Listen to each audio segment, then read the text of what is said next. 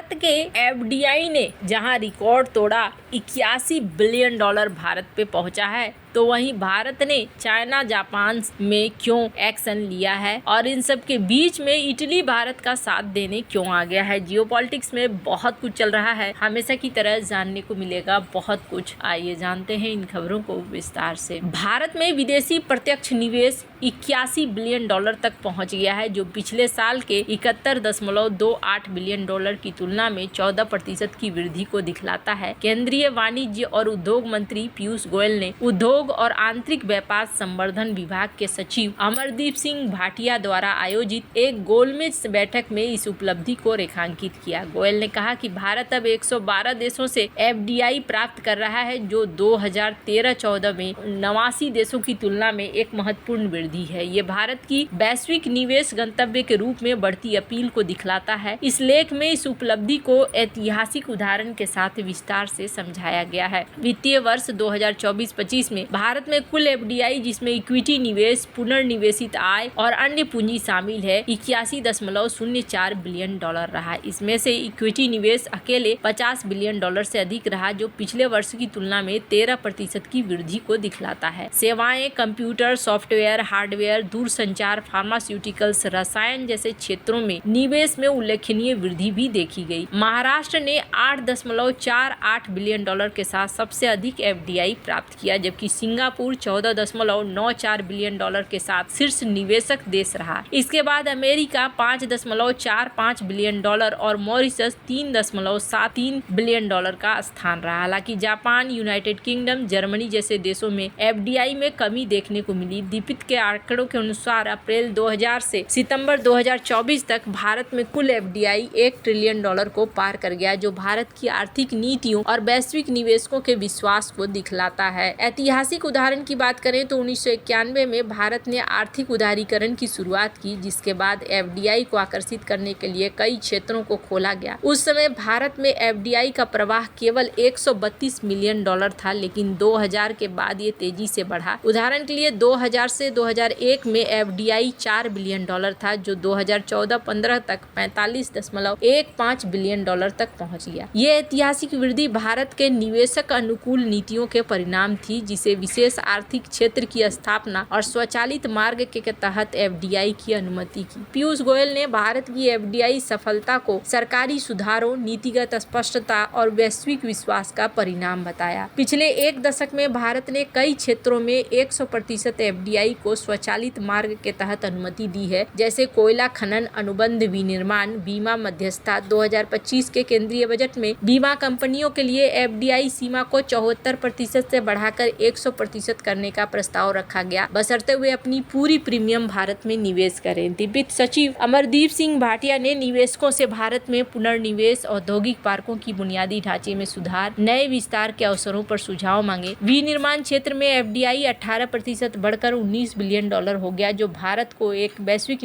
विनिर्माण केंद्र बनाने की दिशा में महत्वपूर्ण कदम है। साल 2005 में विशेष आर्थिक क्षेत्र अधिनियम लागू होने के बाद भारत ने विदेशी निवेश को बढ़ावा देने के लिए कई एसईजेड स्थापित किए हैं। इससे 2005-2006 में एफडीआई 5.5 बिलियन डॉलर से बढ़कर 2007-2008 में 24.5 बिलियन डॉलर हो गया। ये उदाहरण दिखलाता है कि नीतिगत सुधार एफडीआई को आकर्षित करने में महत्वपूर्ण भूमिका निभाते हैं। गोयल ने बताया कि साल 2013-14 में जहां भारत 89 देशों से एफडीआई प्राप्त कर रहा था, वहीं फाइनेंशियल ईयर 25 में ये संख्या बढ़कर 112 हो गई। सिंगापुर, अमेरिका और मॉरिशस जैसे देशों से बड़े पैमाने पर निवेश आया, जबकि जापान एफडीआई का सोर्स है। हालांकि कुछ विशेषज्ञों ने चेतावनी दी कि सकल एफडीआई की तुलना में शुद्ध एफडीआई निवेश माइनस पूंजी निवासी 0% 0.1 थी जीडीपी की, जो सबसे कम रही है। साल 2010-11 में भारत ने टेलीकॉम और ऑटोमोबाइल क्षेत्रों में भारी एफडीआई आकर्षित किया था, जब वोडाफोन ने 11 बिलियन में हैचिसन एसआर का अधिग्रहण किया था। यह भारत के दूरसंचार क्षेत्र में एक ऐतिहासिक निवेश था, जिसने एफडीआई की वृद्धि को बढ़ावा दिया है। फाइनेंशियल ईयर 2025 की उपलब्धि इस तरह के बड़े निवेशों के निरंतरता को दिखलाती है। भारत का 81 बिलियन डॉलर FDI 3 वर्षों में सबसे अधिक है, जो वैश्विक आर्थिक अनिश्चितता के बावजूद देश की आर्थिक स्थिरता को दिखलाता है। भारत ने 6.4 से 6.5% की GDP वृद्धि दर बनाए रखी है और IMF के अनुसार ये 2025-26 तक जापान को छोड़कर दुनिया की चौथी सबसे बड़ी अर्थव्यवस्था बन सकता है। FDI की वृद्धि भारत की नीतियां, आपूर्ति श्रृंखला, कुशल कार्यबल में निवेशकों के विश्वास को दिखलाता है। खैर, यहाँ पर देखने को मिल रहा है कि भारत सरकार ने 6 जून को चीन, यूरोपीय संघ, जापान, स्विट्जरलैंड से आयातित विटामिन A, पैमिटेन और इनसॉल्युबल सल्फर पर 5 साल के लिए एंटी डंपिंग ड्यूटी लगाने की घोषणा की है। ये कदम घरेलू निर्माताओं को कम कीमत पर आयातित सामानों से होने वाले नुकसान से बचाने के लिए उठाया गया है, जो भारतीय उद्योगों को सामग्री क्षति पहुंचा रहे हैं। व्यापार उपाय महानिदेशालय की जांच के बाद ये शुल्क 0.87 kg से $358 मीट्रिक टन तक निर्धारित किए गए हैं। इस लेख में यही चीज बताया जा रहा है। ये रसायन फोर्टिफाइड खाद्य पदार्थ न्यूट्रास्यूटिकल्स फार्मास्यूटिकल्स में उपयोग किया जाता है। DGTR ने पाया कि चीन, यूरोपीय यूनियन, स्विट्जरलैंड से इस रसायन का बड़े पैमाने पर डंपिंग हो रहा है, जिससे भारतीय प्रोडक्टों को नुकसान पहुंच रहा है। भारत ने फाइनेंशियल ईयर 2025 में $48.6 मिलियन